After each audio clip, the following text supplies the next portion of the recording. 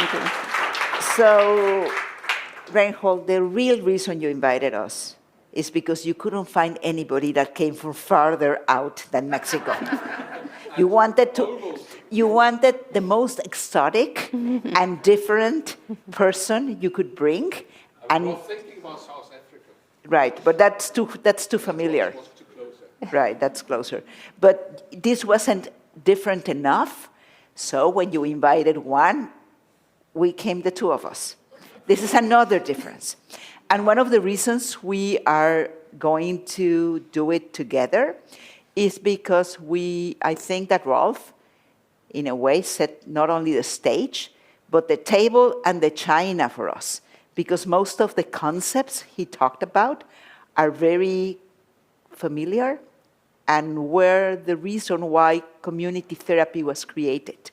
So even though community therapy was created in Brazil, maybe they got inspired in Norway. We don't know that yet. So one of the things you're going to see, and the reason it's the two of us, is because we believe in collaboration, as Rolf was talking at the end, and what you're going to see is how we collaborate together, how we are relational, not only in what we say. We don't believe in talking about collaboration. We believe in doing collaboration in action. And as Rolf was saying, the action comes from the emotion. So what you're going to be seeing us do right now and much more after lunch is the way we construct knowledge together and the way we interact first with each other and then with you about everything we do. So this is what we will try to bring to you along the day, is not only collaboration, but collaboration in action, which is what we believe in.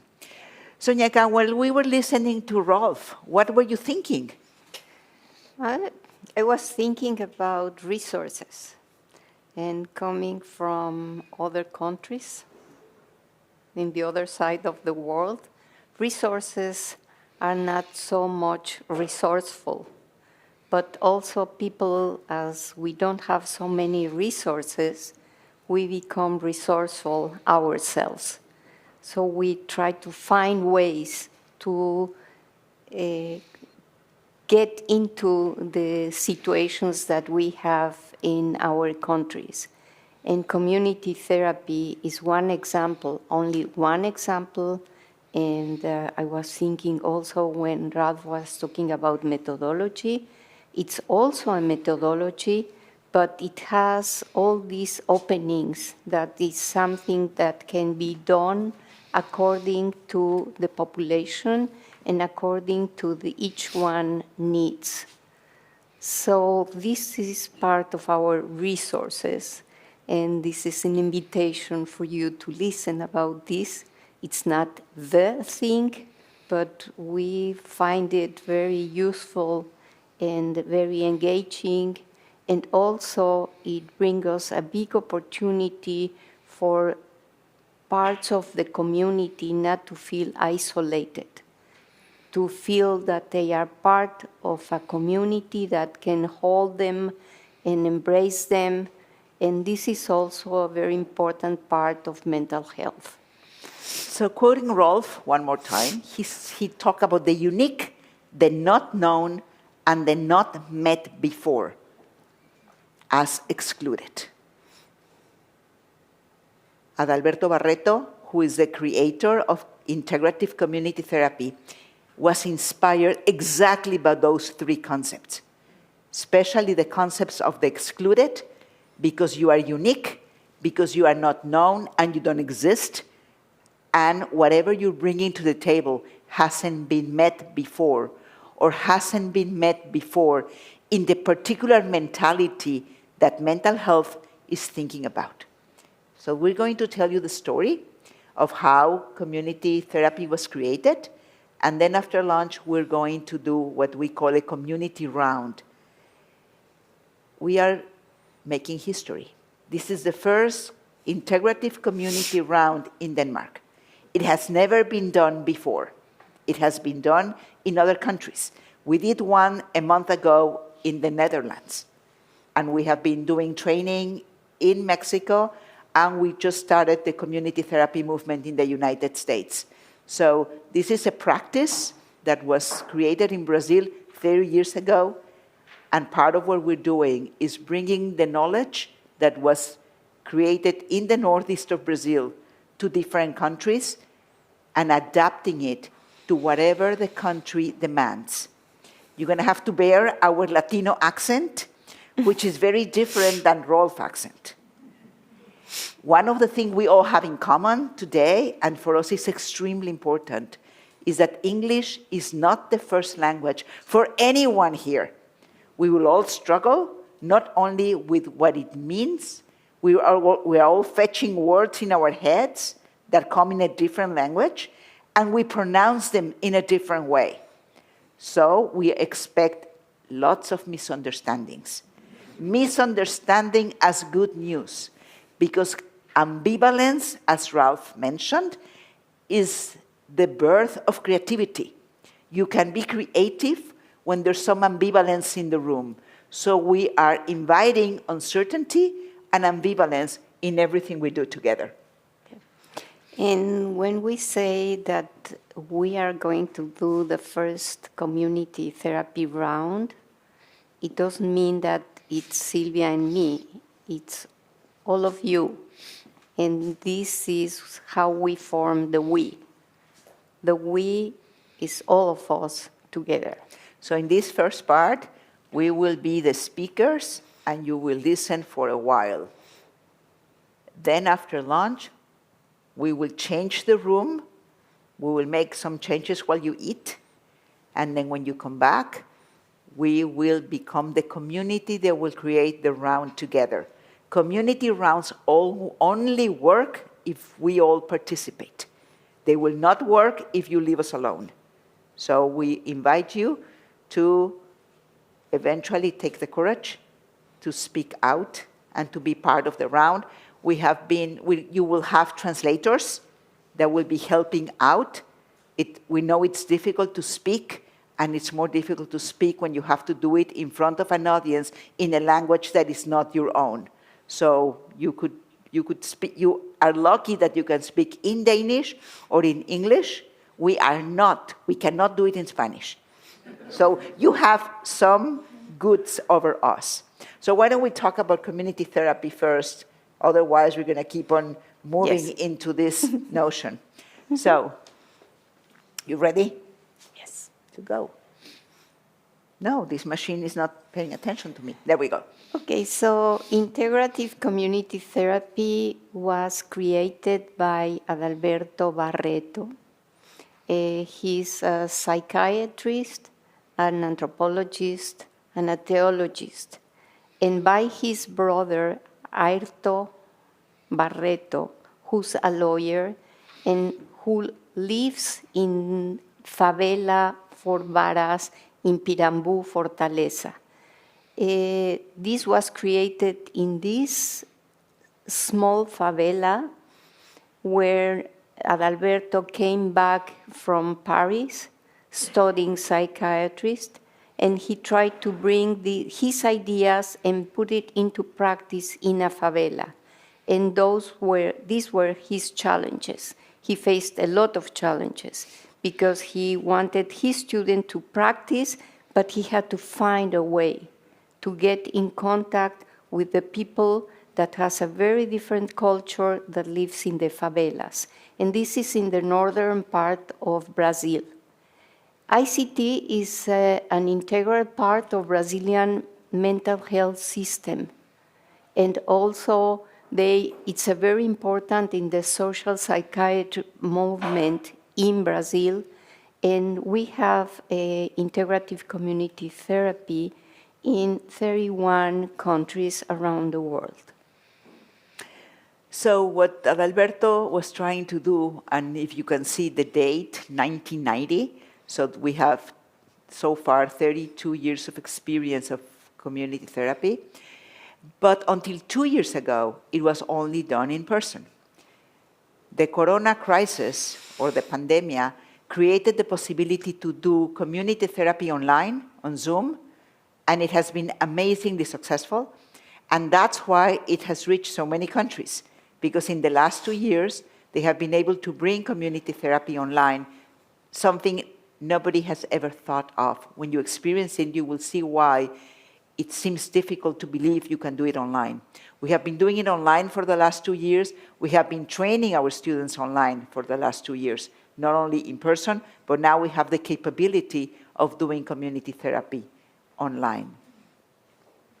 So in Brazil,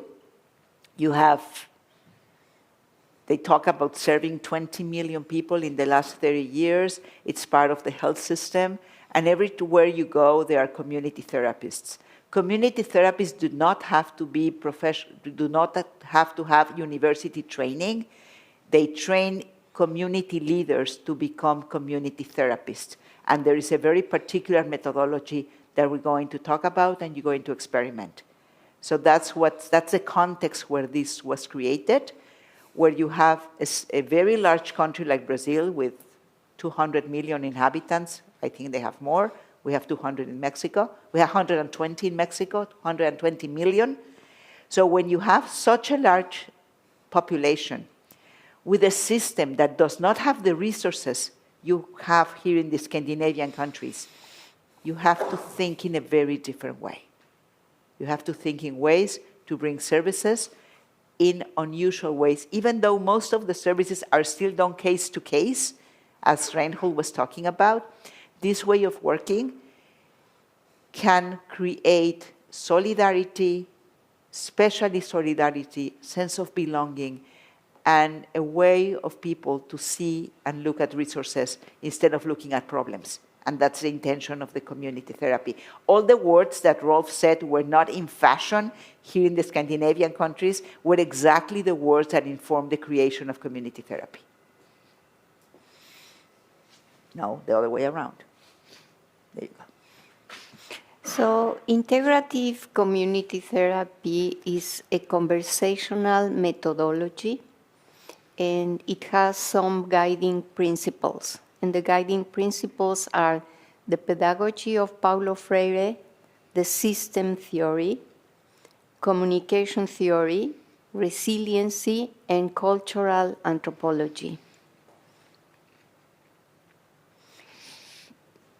Paulo Freire conceptualized education as a practice of freedom.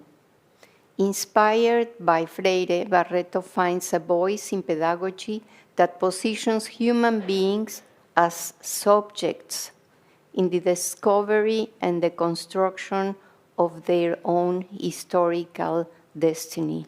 So, according to Paulo Freire, each individual, through education, will get the power of expressing or having a voice to make himself present and part of the community. So this is a very important idea that's in the community therapy framework. And even though the community therapy is a collective experience, it draws from the notion of autonomy and individuality. What you're going to see is how community therapy moves from the needs of the individual, moves it out to the collective and to the community, and brings it back to the individual. So it's this notion of moving from the individual to the collective, back again to the individual, back again to the collective. So, as I heard this morning, most of you here are systems thinkers or family therapists. So some of the principles that inform community therapy might be very well known to you. They come from systems theory. They come from the idea of homeostasis and change, the relationship between stability and change that's always there. Crisis is conceptualized as an opportunity to reorganize the system. So when we don't have a crisis, we create it. So the crisis allows the system to reinvent itself. Of course, in the systems, all the elements are connected and are also interdependent. And differences are welcome according to the context, because the richness are going to come from the differences. And then, drawing from communication theory, we move from the linear to the circular. Communication is seen as the element that connects individuals, families, and society. invites multiple forms of communication that go beyond words. And some of the basic principles in community therapy is that any experience can produce multiple effects and multiple possible interpretations. And any given goal can be achieved in a variety of ways. And as you can see, this invites creativity back and forth. And also brings the idea that there is no a right way of doing things. So this brings a notion of being part of a community as an individual, and that there is something that you can offer to the community that could be used by another person.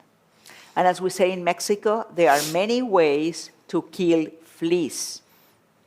And as they say in Brazil, without killing the dog. Okay. And the ideas of resiliency, that it's this part where you believe that human beings have resources and ways to come out from difficult situations. And this belief is something very important. Because it generates hope, and it's always focusing on what can you do. It's not focused on what problems do you have. It's always focusing on what can you do about the problem you have with the resources you have available. It doesn't matter who you are, you will have something to contribute. But it's also very important to talk about not running too fast to talk about resources.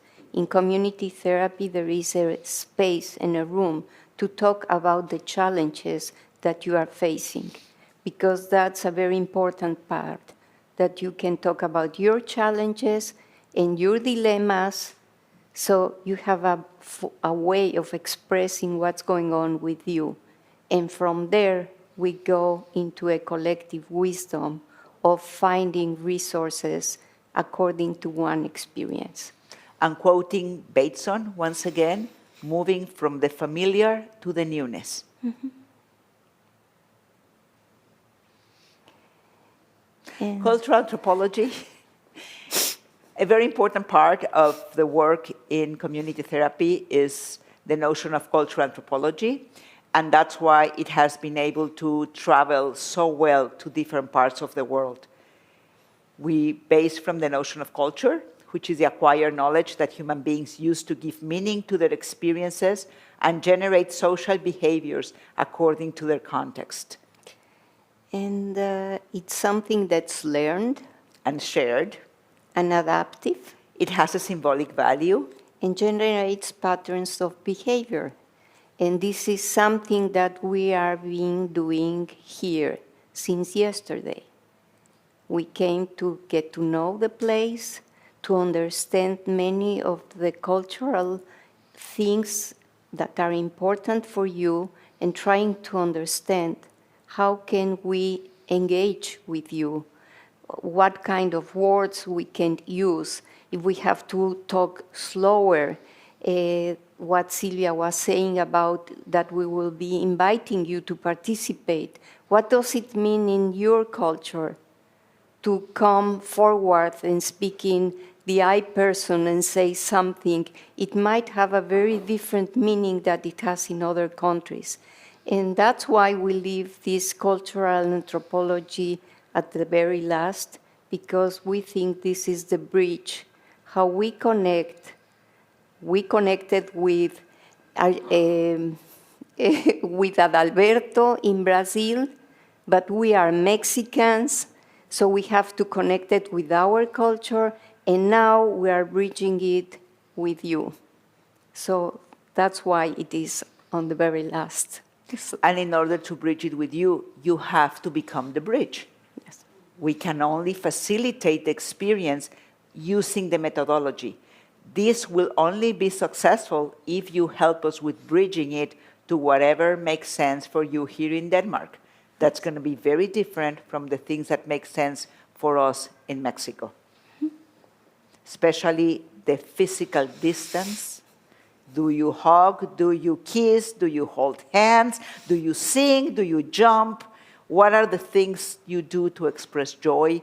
How do you celebrate? How are you grateful? All those very particular clues that we are not familiar with, and you might be. But we run the risk, Neca, of generalizing, because not all Danes are the same. Not even all Mexicans are the same. No, come on. We don't look the same. Of course, we are the same. So, Okay, but Ralph was talking about diversity, and diversity is a key instrument in community therapy because exactly there is where the richness comes out. so we're going to need a lot of help from you in terms of making this possible, because the only way to understand a community round is to experience it. We can tell you a lot of things about it. It won't make any sense. And with this, we are lowering our anxiety, as you can imagine. Thank you, Ralph. Okay. So another perspective we have used to explain community therapy that's more close to our heart these days is the whole notion of social constructionism and dialogic practices, which are really our home. We come from collaborative practices. We have been collaborative practitioners for many years. And from a social constructionist perspective, ICT could be seen as a methodology that's organized around communal values, equity, social justice, and citizenship that promotes respect, solidarity, and relational responsibility. And from a collaborative dialogic approach, ICT values the notion that human beings have a sense of agency and are experts in their own lives. Sharing experiences promotes mutual learning, care, solidarity, and community development. So in a way, you can see a translation of the work that Alberto did through systems theory into social constructionism and how we use the concepts of collaboration to explain community therapy. The round is the same. We just use different concepts because different people feel closer to different ways of explaining. So integrative community therapy are conversational rounds. Rounds is the name that you give to a community in a therapy. ICT is practiced by conversational rounds that invite participants to share their dilemmas, problems, and worries to access their experiences, resources, and collective wisdom. These conversations generate alternative, contemplate solutions, and create networks of solidarity, care with the community. So this is the way they look. You have different pictures from different places where we have done the community rounds. These are all pictures that come from Barreto. These are not our rounds. But you can see the context can change. It can be done almost anywhere where you have the possibility to listen to each other, to look at each other while you speak. The community rounds can be as small as 10 people, as large as 1,500. The largest we have done has been 250? 250. 250. We have colleagues that have done rounds with 800 or more people. And that's why the methodology is so important. If you have a lot of people, you need more structure, not only more age. More people also requires more structure.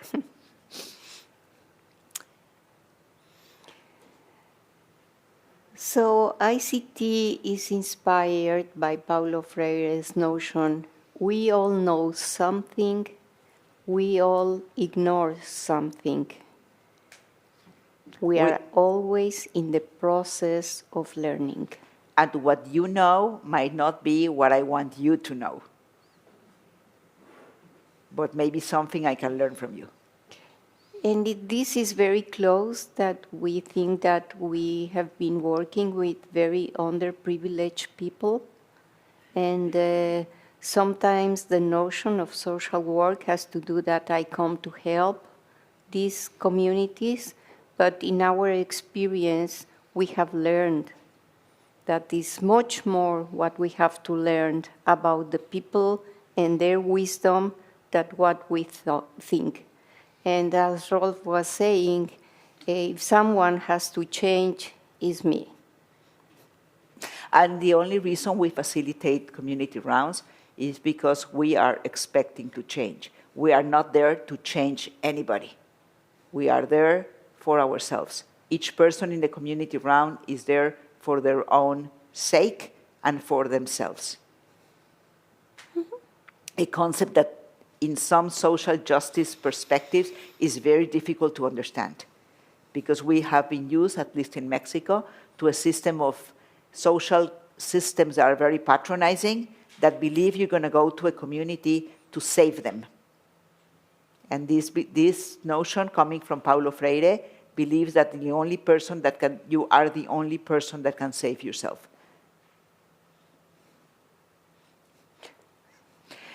So, to summarize a little bit, before you go to lunch, because I don't know how we're doing with time, Reinhold. I have 2 more minutes? 4 minutes, oh my God.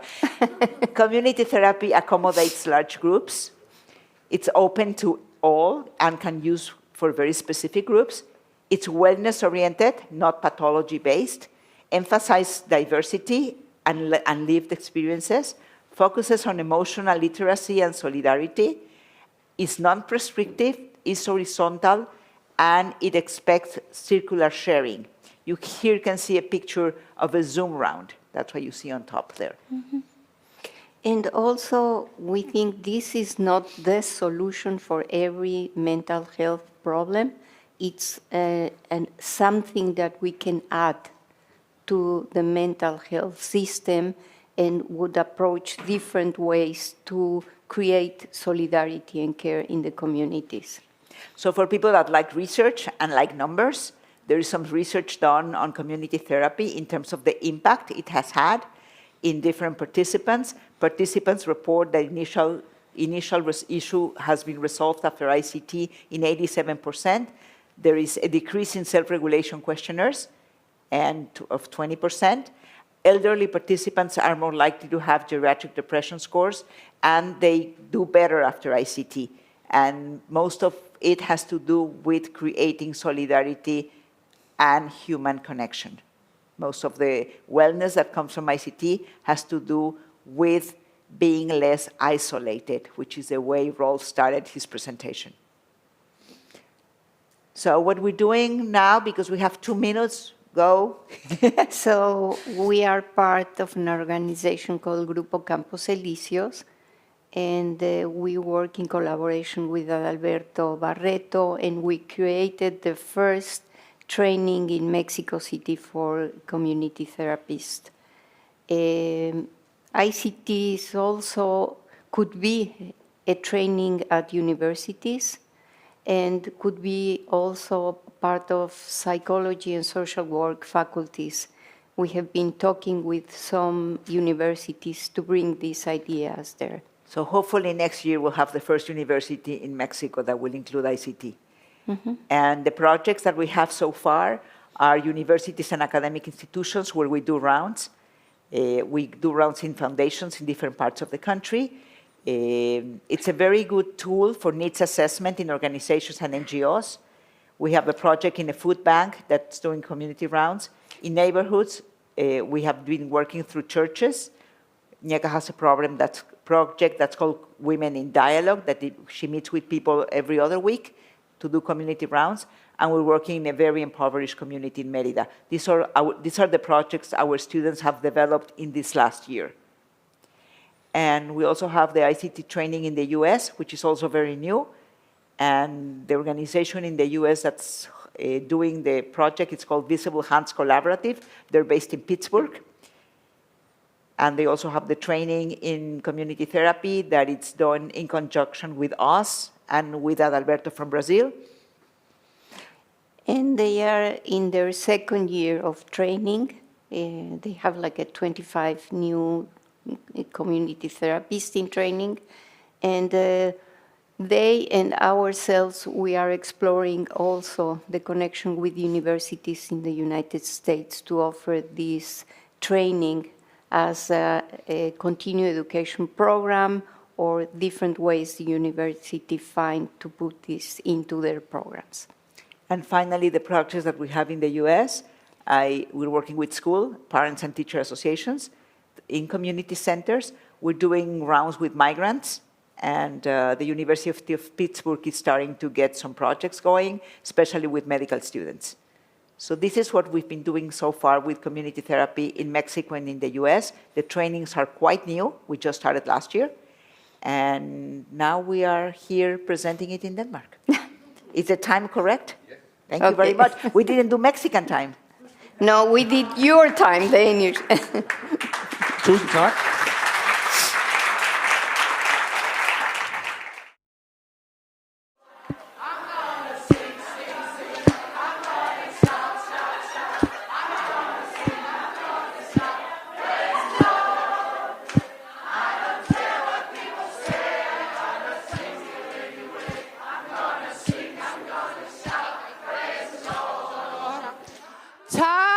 Tak, hvor er I gode!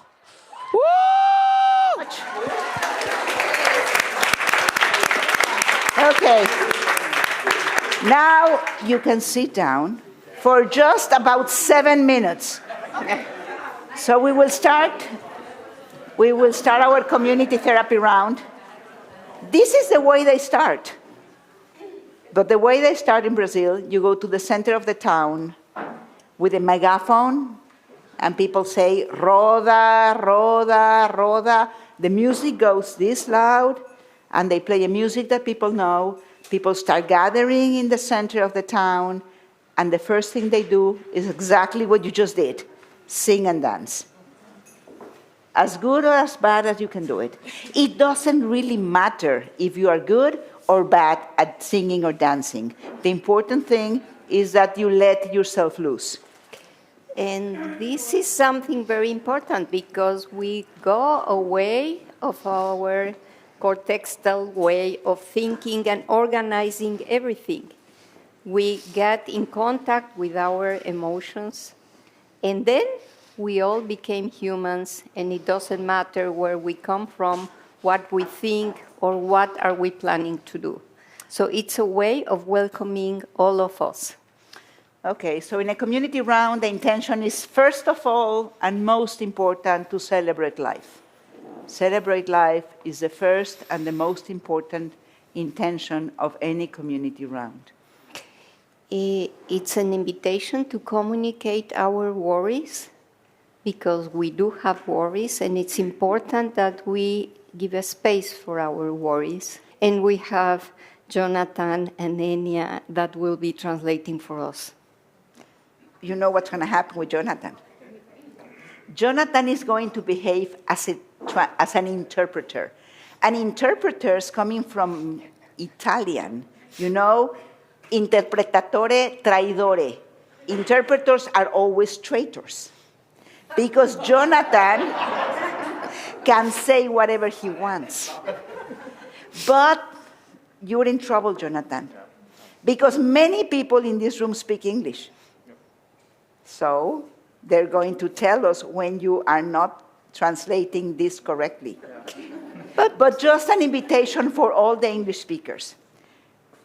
I'm usually in Jonathan's shoes. And anything Jonathan translates is going to be different from the way you will do it. Be patient, compassionate, and empathic with our translators. They do the best they can. Mm-hmm. Okay.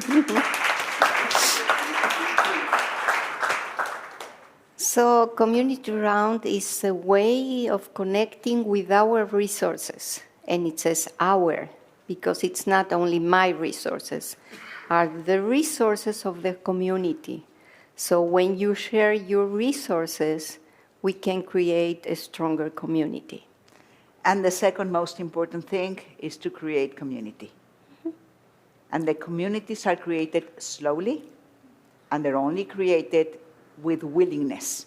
A community does not create if we are not willing to create it, and if we don't want a sense of belonging. So in order to create a community, you need to desire a sense of belonging. Are you ready? Ready? There we go. And here are some conversational guidelines for a community round. First, this is a collective and democratic space.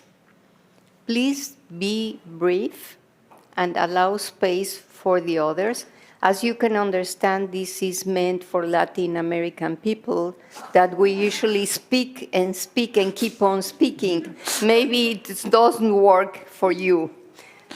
This is something that we have to ask you to speak in the first person I. When you speak, you will say your name and you will speak saying I. My name is Neca, and I think so and so and so. And you speak with the I person because you are only representing yourself. You're not representing the community when you speak. You only represent yourself. And do not give advice, do not judge, do not give speeches, and do not talk about ideologies. Ideologies usually is something that brings us apart. And what the intention of the round is to bring us together. So, one more time, we want to remind you that we are in a public space. There is no confidentiality. This is a strange one for therapists. And there is no confidentiality because there's no way we can guarantee confidentiality. Each one of you is going to leave this space, and it doesn't matter how much we ask you not to talk about what happens here, we cannot guarantee. So we prefer to say there is no confidentiality. So that's why we say do not share secrets and share only what feels comfortable sharing. And this brings us back to being responsible for ourselves. Because I choose what I want to say and how I want it to be said. Okay, so now let's make this room into a conversational space. It's already in the process. So what we would like you to do is just to move your chairs in a way that you can see each other, not seeing the PowerPoint, not seeing us. Move the chairs in any way you feel comfortable that you can see each other. Mm-hmm. So remember when we talked about the goals of community therapy, the first goal is to celebrate life. And we can only celebrate if we have something to celebrate. So we would like to invite people that would like to share what are you celebrating today, something you want to celebrate and you would like to share with the group, or something you are grateful for. You can just raise your hand and either Anya or Jonathan will go to your place with a microphone and you can say what are you celebrating today. I'm so grateful that you invited us all into this relationship.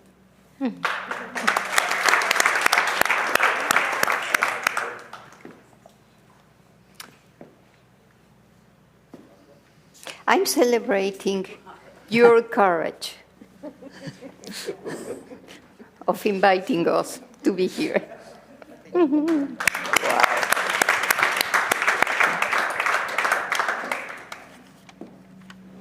Yo creo que ya, ¿no?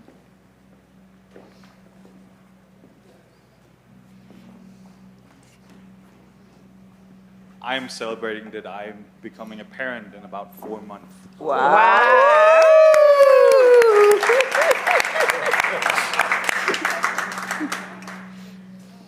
I celebrate that I'm happy today.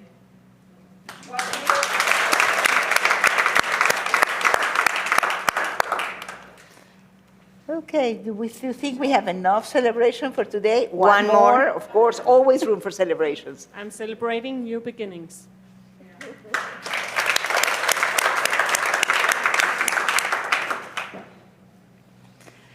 Okay, so now that we have celebrated, we will continue celebrating, don't worry, there'll be more time and more openings for celebrations. So I guess we're ready for the next step. I'm projecting the question behind you, Okay. in case you need it. Okay. So we would like you to listen to a question and to have some time to think about it. And whenever you are ready, you can raise your hand, say your name, and share whatever comes from this question. And this is a question we created together yesterday with Reynold and Anya in a wonderful lunch in an Italian restaurant. Very typical in Take the next step. Right, okay. So what are the challenges for you as a therapist or a manager to provide quality services in these times of growing demands and limited resources? Hvad er udfordringerne for dig som en terapeut eller leder til at give kvalitetsydelser i de her tider, hvor der er voksende krav og meget begrænsede ressourcer? So you can take a minute to think, and when you're ready, or whoever is ready, raise your hand, and Anya or Jonathan will go visit you with a mic. My name is Anne. And Yeah.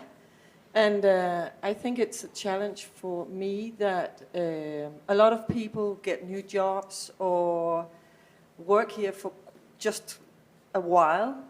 So when I have had conversations with people and try to guide them in the system, the people I'm going to work together with, they disappear, they get new jobs, they are on maternal leaves, whatever. So sometimes I lose confidence in that the system will take over when if I agree with a woman, I work with women, mothers, that she needs help another place, and I'm not quite sure that she'll get the help. okay. And Does that make sense? Yeah? yes, of course, it makes Yeah. sense. But it's a feeling that you would connect with that Frustration? frustration. Yeah. And how works frustration on you?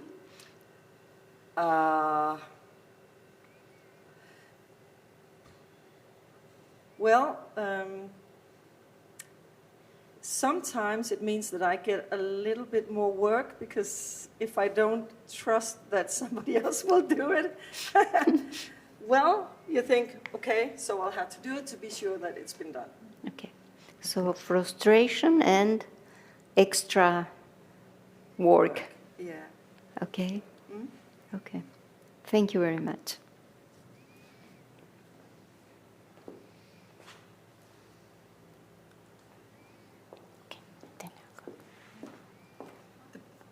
Det bliver på dansk. Jeg ved ikke helt, om det hører til her, men hvis jeg skal fortælle en udfordring, så er det, når jeg får for mange ambitioner på min klients vegne, kan man sige det. Ja. Okay. And a challenge for me would be if I get too many ambitions on behalf of the client that I am working with. Okay. And if you connect that with a feeling that you are more ambitious or you want your client to do more,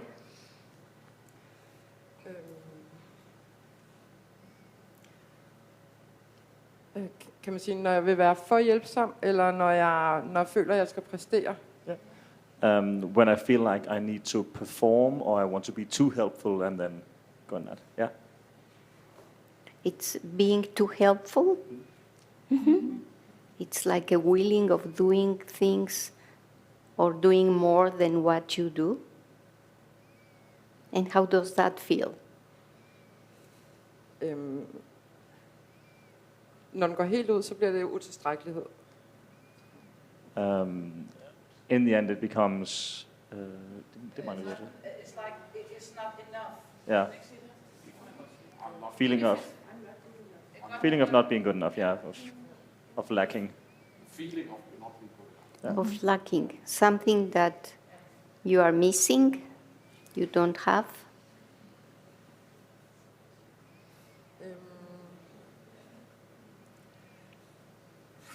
Det ved jeg ikke. Jeg ved bare, at jeg tror, at det der nysgerrigheden stopper, at jeg går i stå. I'm not quite sure, but I think that's where the curiosity stops, and I kind of stop and don't know what to do next. It's like you paralyzed. Ja, det kan man godt sige. Det er ligesom at famle. Ja. Yeah, you could say that. It's like fumbling. Okay, thank you. And your name, please? Your name? Else. Else. Okay, so we have a worrying crowd that is wondering if they are doing good enough. Those are the main feelings that appeared from the conversation you were having with them, Neca. So we had Benjamin that was asking what is help, and he was worried if the clients experience what they get as helpful, and he labeled his feeling as disappointment. Then Anne was worried about people coming in and out of the job and losing her confidence and feeling frustrated and getting more work. Then Else was worried about being too helpful, and when the curiosity stops, she feels that she's not being good enough.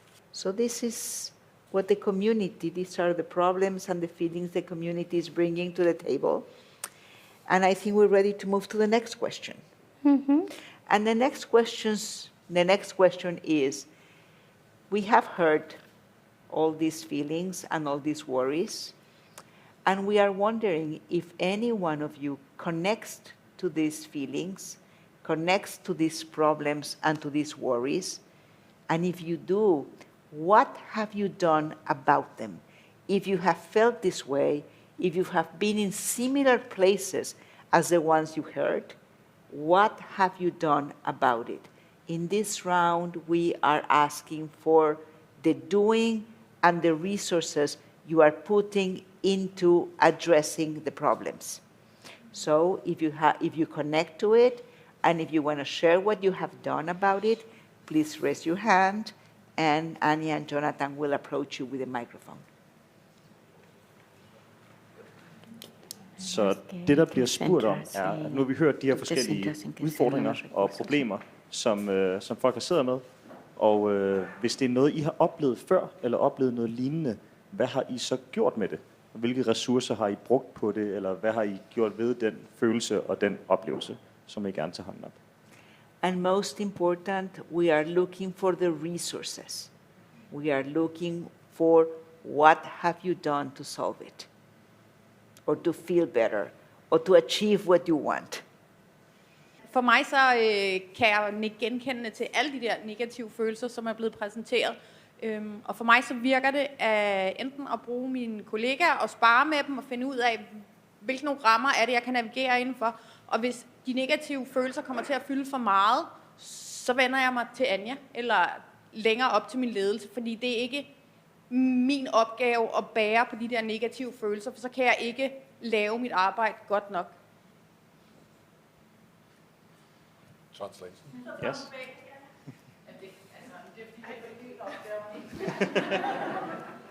So, first of all, want to acknowledge all these emotions that people have been saying, that can feel all of them. And what Bonnie, has been trying to do is to use colleagues and discuss with them when something is not right and when these feelings are too much. And if that's too much, then go to her supervisor to see if there's something they can help with, because it's not her responsibility to carry around these emotions, and they make it difficult for her to actually help the young people that she's working with. Thank you. And your name? And your name? Bonnie.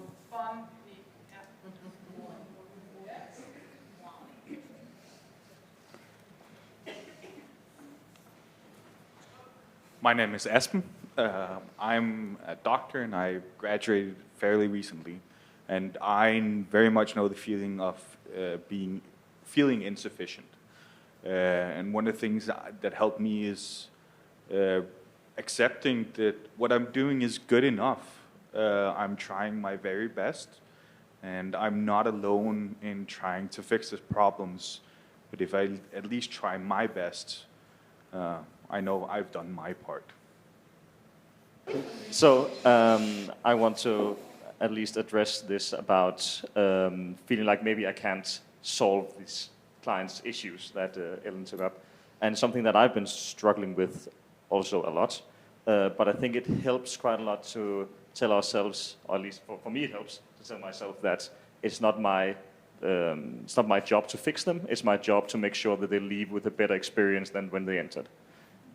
Because otherwise, this standard that I set for myself that I need to fix them is simply not achievable at all, even though we really want it to be. So just make sure they leave with a better experience than when they entered.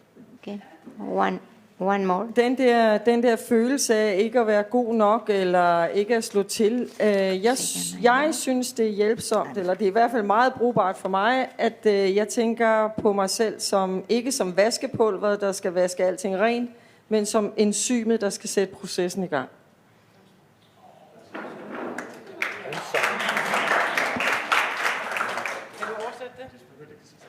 In English, please. You are so excited and we cannot join you. So, she can really relate to this about not being good enough, but likes to think of herself, it's helpful not to think of herself as the detergent that needs to wash the clothes clean, but more as the enzymes that get the process going. And Jonathan remind himself that it's not his job to fix the client, but help them leave with a better feeling, that the feelings they came up with. And Anne, let the process going.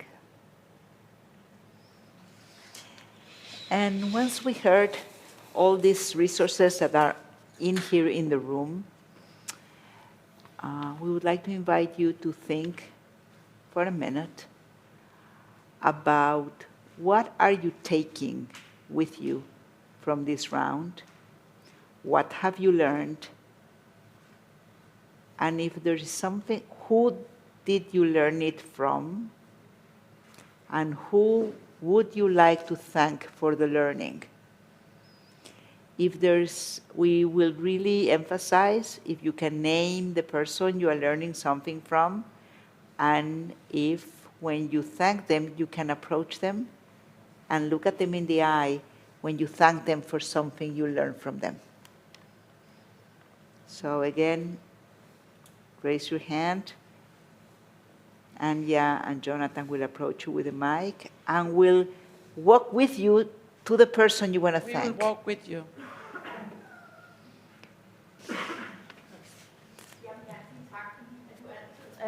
Jeg vil gerne sige tak, fordi du altid er med til at gøre barn nemmere at komme over. At du åbner munden og taler dansk, fordi jeg har en idé om, at jeg må kun sige noget, hvis jeg gør det perfekt og ordentligt, og leverer det på den rigtige måde, som jeg ved, man bør. Men både her og altid, så formår du bare at gøre det nemmere og bare være. Det vil jeg gerne sige tak for.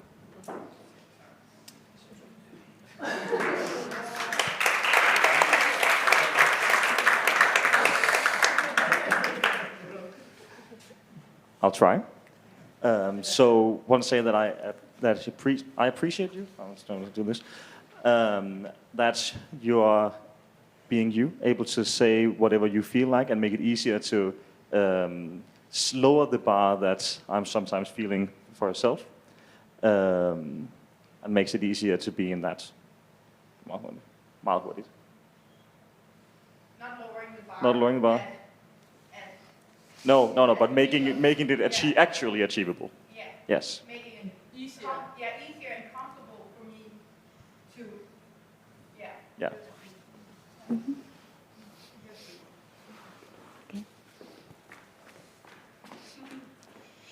Vil du et sted hen? Hej, Bonnie.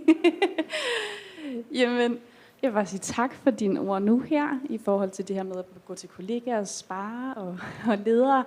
For det bliver så tydeligt det her med, at vi er mennesker, der lytter rigtig meget på andre mennesker, men vi har rigtig meget brug for os selv at blive lyttet til. Så det her med at være sådan lidt magtesløs i forhold til, hvad skal jeg gøre, og hvad kan jeg gøre? Man har den her indre samtale, og få den her indre samtale lidt ud med en kollega. Og det synes jeg, du minder mig meget om i dag, men også i det hele taget. Yeah.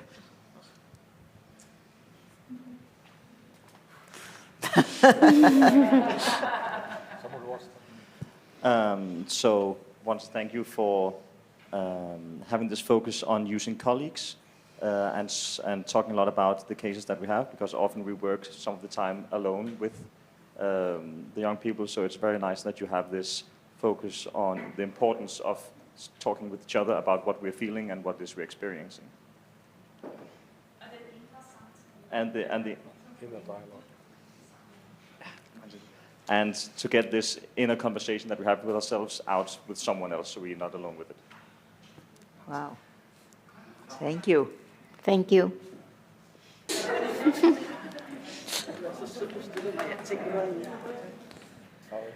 Reinhold, jeg siger tak, fordi du stoler på mig, og jeg fik lov til at arbejde her. Det har givet mig en plads, jeg har let efter hele mit liv, faktisk, hvor jeg skulle arbejde henne.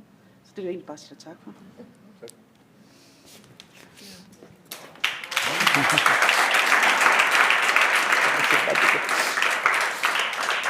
So, Jonathan here. So she wants to thank you for trusting her and giving her a place that she feels like she's been looking for her entire life in terms of where she works, and just wants to thank you for that.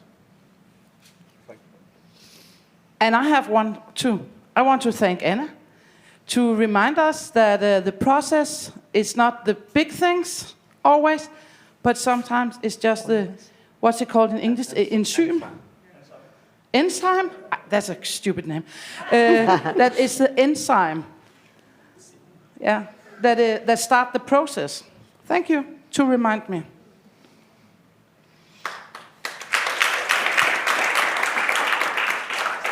One more. One more.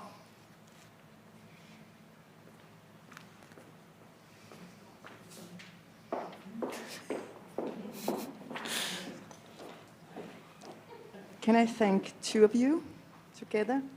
I've been doing therapy for many years. And listening to you, it reminded me to be young and uncertain. I still am, every time. But it reminded me that I'm glad, because it means that I care, still care. So thank you for reminding me.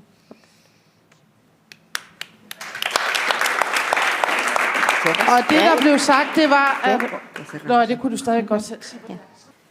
And this is our getting to the closing. And we would like to think that there is a bridge between young and other young people that are not so young. And this ability of being open to learn and to express what we think and get connected to each other. So we would like to thank you very much for your participation today. Okay, so how are you? You survived your first community therapy round. So now you can take a deep breath, because we're ready to take comments, questions, whatever you would like to express. The structure and the conversational methodology is over. Yes. So now we can just do whatever we need to do.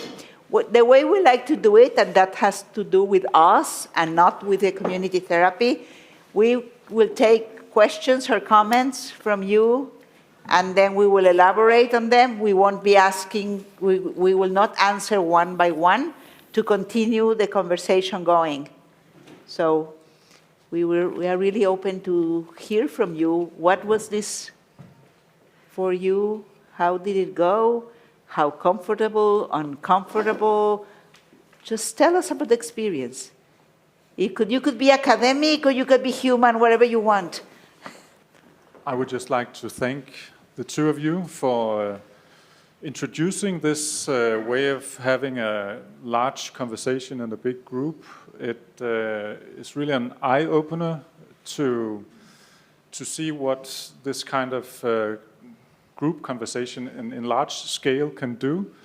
Usually we are very focused on individuals in our culture, and if we are not being ourselves or talking to another person, we're usually in a small group. So seeing what this can, bringing common resources into a large scale, is actually quite interesting. Thank you. Thank you. Ja, jeg synes bare, det er en øjenåbner at opleve det her, at det faktisk kan fungere, at man får noget ud af det, hvor vi normalt har meget fokus på, hvem vi er som enkelt individer, men her bliver man en del af en større gruppe, et kollektiv. Jeg tager det også på dansk, så kan Jonathan få lov til at oversætte. Jeg glæder mig meget til i dag, både fordi jeg kunne være sammen med Jonathan, og han kommer ikke hjem så tit, men jeg har glædet mig rigtig meget til i dag, fordi jeg synes, at da jeg så programmet og introduktionen til den her metode, så har jeg tænkt på, hvad kunne jeg bruge den til i mit arbejdsliv. Jeg er på en skole, og jeg bringer rigtig tit forældre sammen, som hvis de skulle nævne, hvilke store udfordringer de har, så er det med hinanden. Og det er følelser af vrede over for hinanden. Og jeg kunne godt tænke mig at prøve at spørge jer om, hvordan håndterer man det, som den, der faciliterer processen, når den primære følelse det er vrede imod de andre, som er med i gruppen?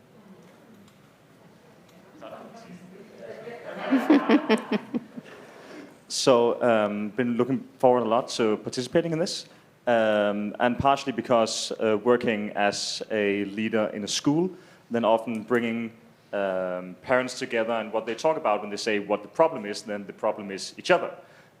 And it's difficult knowing how to handle this anger and rage their feelings towards each other as the person leading the group, if you will. So also at some point a question towards you that how do you manage this position also when the participants are actually angry at each other, but wanting to make this community conversation about a child. Yeah.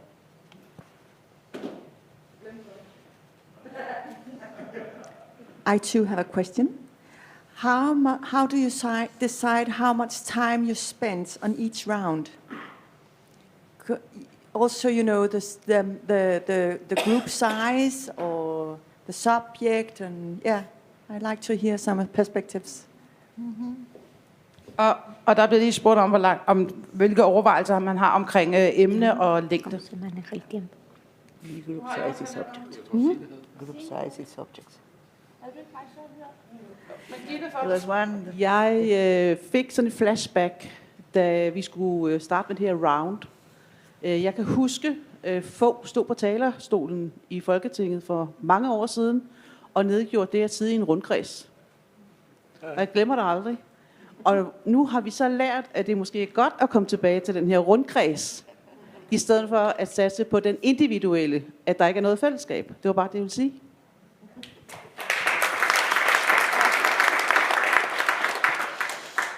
So, what has been said is that experienced a flashback back to Anders Fogh Rasmussen, the former Prime Minister of Denmark, who stood in the Folketing and said that these circles was, well, I believe he said waste of time, I believe was the word, yeah. And that this certainly shows somehow that maybe we should go back to these collective circles and not be so focused on the individual always.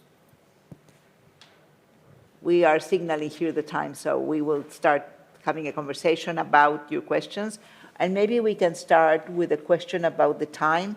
The community round, as we mentioned, is a methodology. And the methodology has 5 steps. The first step is the welcoming. And the welcoming, we did it in 2 parts because we had to move the room.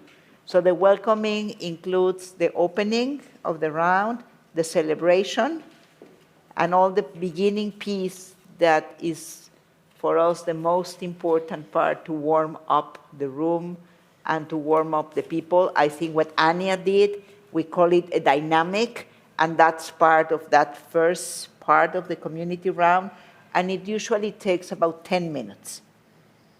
Then the second part, which we call it selecting the problem. This time we didn't select the problem. We did the work yesterday with Reinhold and Anya, and we had a question. When we do what we did today, we call it a thematic round, because the theme of the round was chosen by the combination of us and our hosts. In other situations, different people raise issues, and the theme is voted by the community. But it takes a little bit more time, and we decided that for this particular round, it would be easier for all if we did it this way, also because the theme you were connected to was part of the seminar you were invited to today. So that's why we chose to do a thematic round today. That part usually takes about 15 minutes. And it's much more connected to the challenges, the worries, and also, as you saw, we were trying to do it a connection not about the work or the place where we are working, nor to the personal experience. This is something very important in this part, that we connected with the person, the personal experience, and the feelings. So it's a way of moving away of the context and not talking about the working place or other things that are more general. We really intentionally move to the personal and the worries and the challenges and how each one of us is facing them. Then we do a summary, as you saw, and the summary is done with many intentions. And the intention, the first one is to highlight the individual and the individuals that were brave enough to speak within a community. But we also highlight the feelings that were put on the table, because the next question that has to do with resources is always connected to the feelings, not to the ideas. And it's connected to the feelings because feelings connect us. I don't know what you felt, but we were feeling that the group was getting connected because you were all identifying with the feelings that were being shared. So that third section is called resonance, and it's the longest section of the round because we are the most interested in looking at resources. Remember, we come from, this work was developed in the favelas, where people come to the rounds feeling that they have nothing to give and no resources. And the intention is for them to leave the round feeling that they have resources themselves, their friends have resources, and they're connected to a community that has something positive to offer. That's why that section of the round is the biggest one. You can do it in impoverished areas, but you can also do it in schools, in organizations. Any place where you have human beings connecting with each other is a place to do a community round. It has nothing to do with social class or with lack of resources. What we want to do is to emphasize in any community what are the resources available and how people can share them. What are the emotions that are connecting us, and how we can stay connected through the emotions. Another thing we show in the PowerPoint is that sometimes in organizations we use a community round as a need assessment tool, because in the first round when you hear what people are worried about, it's a way to measure what's happening in the organization. And from there, you can either continue the round or create other kinds of trainings that are connected to whatever the group is talking about.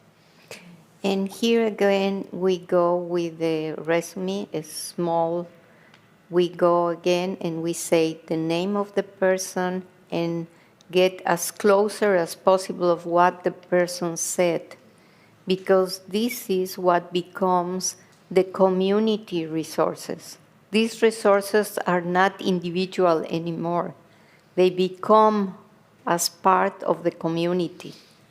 So when you don't feel isolated, you feel that you are part of a community that can listen to your challenges and your worries, but also that can share resources.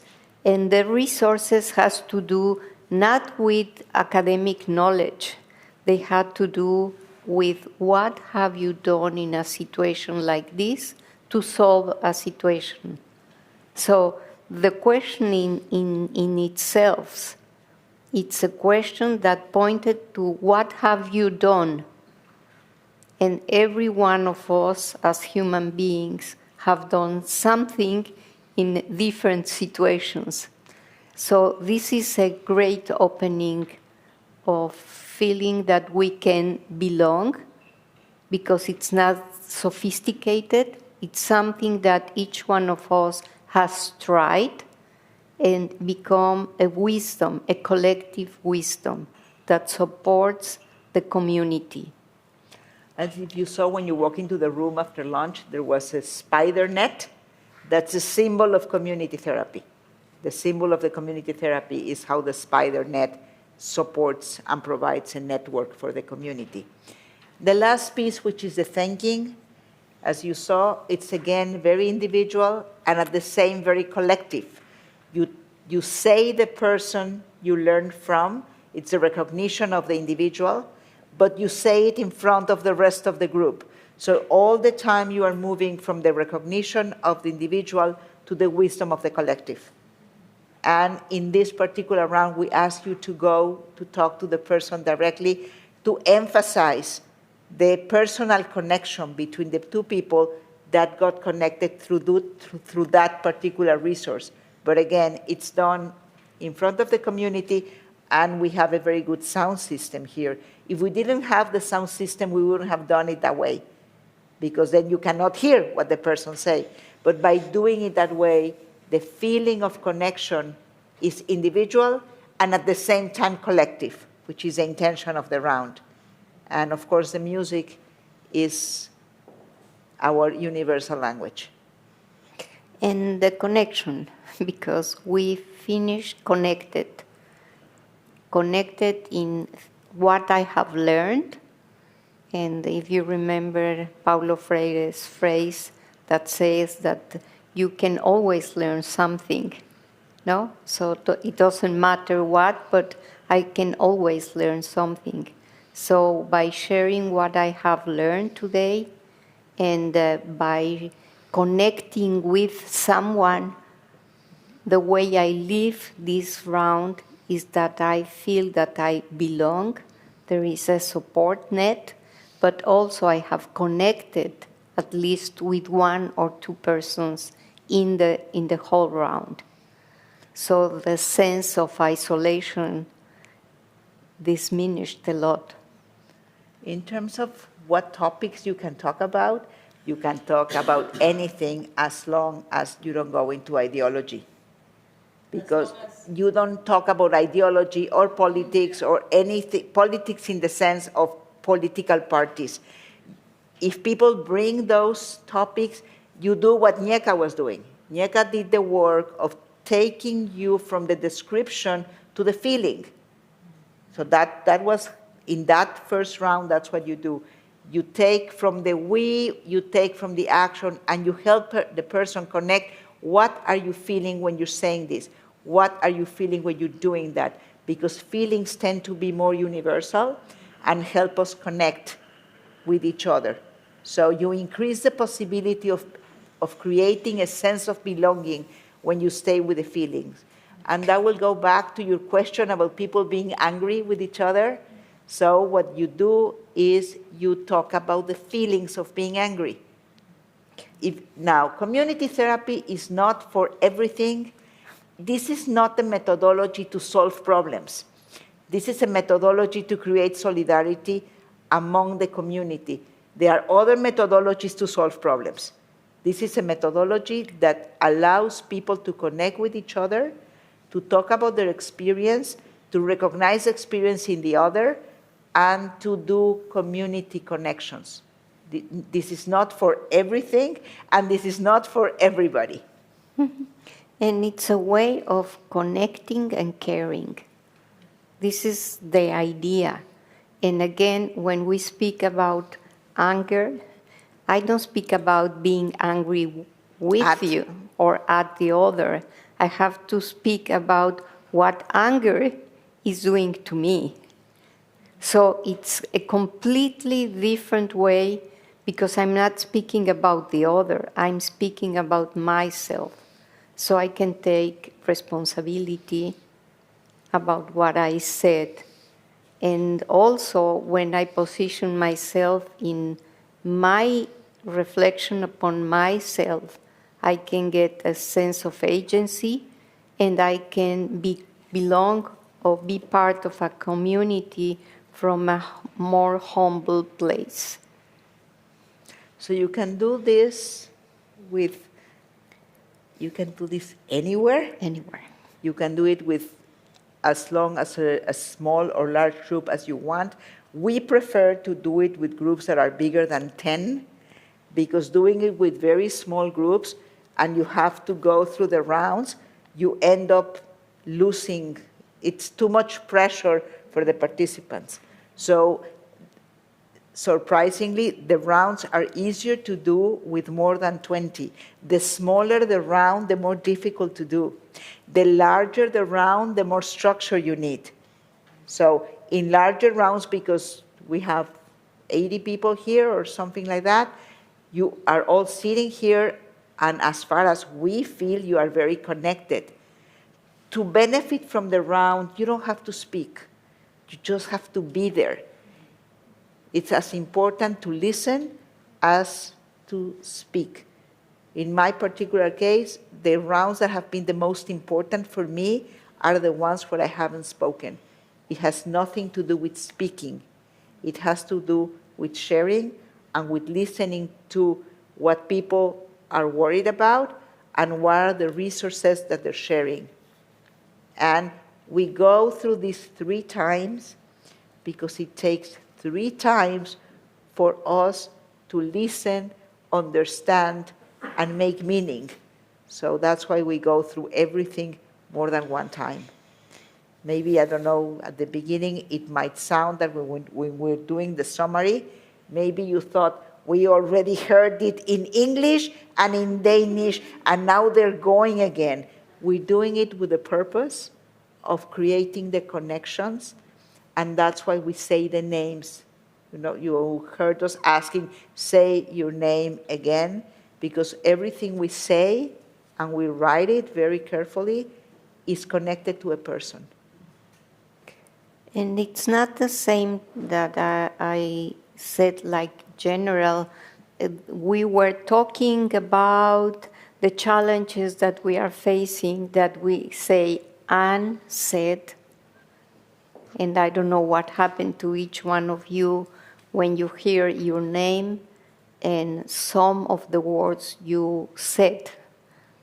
It's for us, the intention is to acknowledge each individual, and we do it, and we go back to the rules.